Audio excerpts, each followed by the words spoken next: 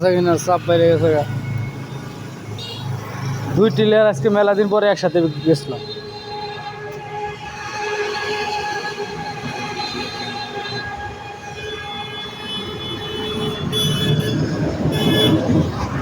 সাইভিং আর Dongfeng,